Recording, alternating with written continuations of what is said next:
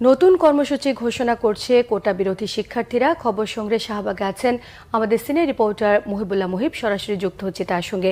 মুহিব, শিক্ষার্থীদের নতুন কর্মসূচি সম্পর্কে আমাদের জানাবেন।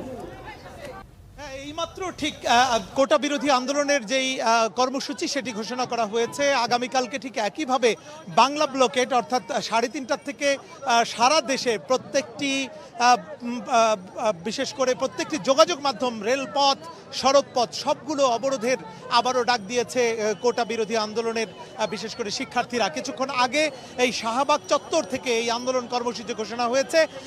আপনাকে জানিয়ে রাখি, দিনভর সারা দেশে অনেকটা বিশেষ করে ঢাকায় যোগাযোগ ব্যবস্থা কার্যত অচল হয়ে পড়েছিল।